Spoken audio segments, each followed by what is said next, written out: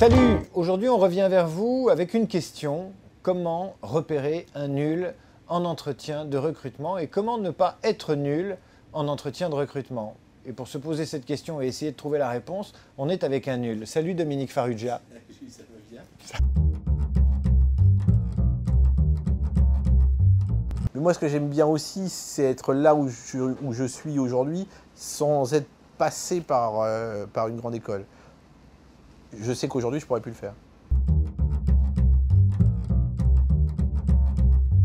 Il y en a eu deux très importants dans ma vie, qui étaient le premier rendez-vous avec Dominique Cancien. Elle a cru en moi, mais elle m'a dit qu'il va falloir rencontrer Alain De Greef. Alain De Greef qui était à l'époque directeur des programmes de Canal. Et j'ai rencontré De Greef. Et là, tu es face à un type qui parle peu. Donc il te pose quelques questions et toi, tu dois meubler. Et là, je me rappelle, parce que j'avais 21 ans. C'était la première chance que j'avais de pouvoir choper un job sans aucun diplôme. Et ben, j'ai dû bien meubler parce qu'il m'engageait. Je pense qu'il faut être sûr de soi et pas partir dans le n'importe quoi. Et surtout parler de ses convictions face à la boîte qui doit te recruter. En tout cas face au secteur. Je pense que c'est important. Maintenant, ne pas non plus essayer d'expliquer la vie au mec qui est en face de toi, parce que la plupart du temps, il la connaît un peu mieux que toi. Les défauts, mauvaise orthographe, une bonne plume mais un mauvais orthographe, j'ai réussi à le cacher. J'ai réussi à le cacher en réfléchissant à des synonymes que je savais écrire.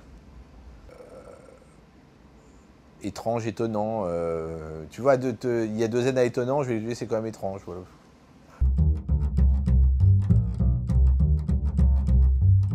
Moi, ce que j'aime bien, c'est un peu d'audace et de dire tiens, j'ai envie de travailler avec vous, mais voilà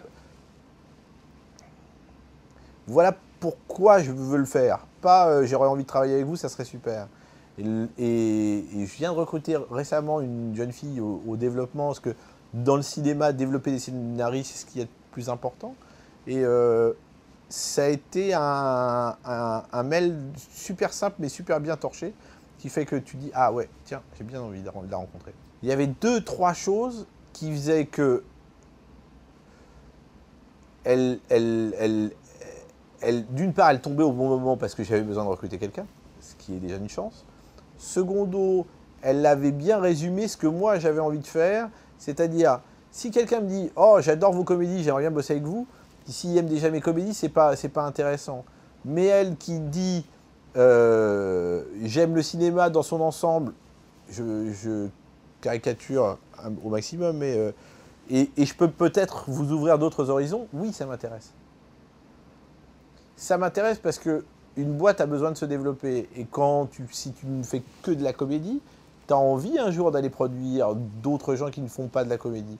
Mais pour ça, il faut arriver à les approcher, à les séduire. Et c'est des gens que tu vas recruter qui vont te permettre de le faire. C'est pas un détail qui tue, mais c'est... Mon métier, quasiment tout le monde peut le faire. Parce qu'il ne faut pas le bac. Donc, moi j'ai le BEPC et encore il faut que je le retrouve. Donc mais ce qui est le plus énervant du monde, c'est, et surtout dans la télévision, c'est quand tu reçois des gens et que les gens te disent « Non mais moi je pense que j'ai compris comment il faut faire ». Ok, raconte-moi, ce qu'il faut c'est inviter des stars. Vous invitez Madonna, et il est persuadé que personne n'y a pensé avant lui. Tu te dis « Celui-là il ne faut pas le prendre ».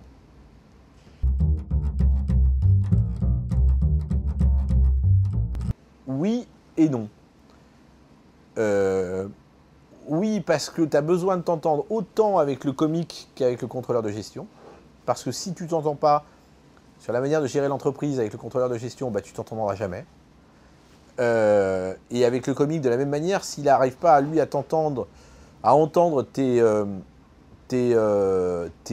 non pas tes reproches, mais tes observations sur le spectacle, il ne les entendra jamais, ça ne marchera pas.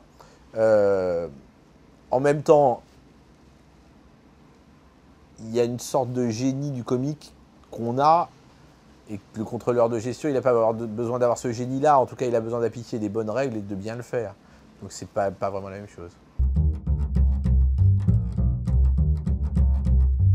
C'est étrange que je suis incapable de répondre à cette question, car j'ai rencontré des professionnels de toutes sortes qui faisaient leur boulot de 50 000 manières différentes et qui étaient tous des grands professionnels. S'il y a un dénominateur commun à tout cela, c'est je travaille beaucoup. Mais le travailler beaucoup, lire beaucoup, faire des fiches, s'imprégner, tant pour la télévision que pour le cinéma, un metteur en scène qui est professionnel, c'est un metteur en scène qui va découper, réfléchir à son film, pas arriver les bras ballants le matin en se demandant ce qu'il va faire et vivre que dans l'impro. Ça, c'est pas du boulot. C'est la même chose pour des animateurs de télévision, et Dieu sait que j'en ai croisé, mais ceux qui restent et ceux qui sont bons, ça va de Drucker à Ardisson, pardon, ce sont des mecs qui bossent, mais Drucker va faire du vélo le matin et Ardisson va lire des livres la nuit. Enfin, ils ont pas la même vie, mais ils sont carrés et ils font leur boulot. Le professionnalisme, c'est aussi aimer ce qu'on fait, je pense. Celle qui me déstabiliserait le plus, ça serait où vous vous voyez dans 5 ans. Je suis incapable de répondre.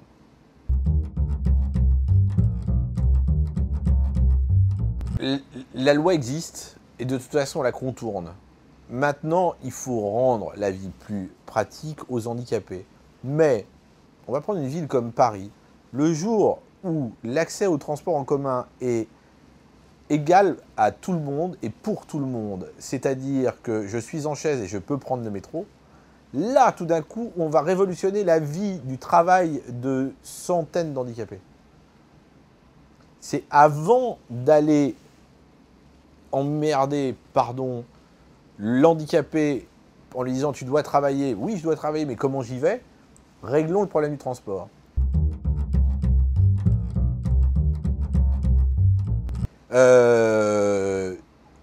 S'il est bon, oui. S'il n'est pas bon, non. C'est pas parce qu'il a une sclérose en plaques que je vais obligatoirement l'engager. Ça serait complètement con.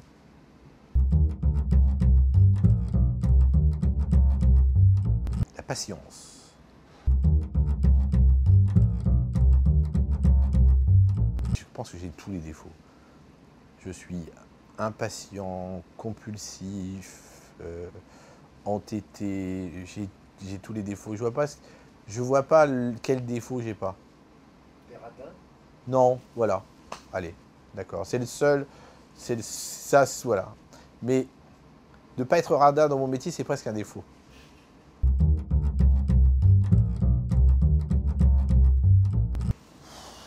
Celui qui est capable d'accepter ma mauvaise foi, déjà, est pas mal. Je me suis calmé un peu, mais j'ai été d'un très très haut niveau. À quoi peut servir la mauvaise foi? À avoir raison. Schopenhauer.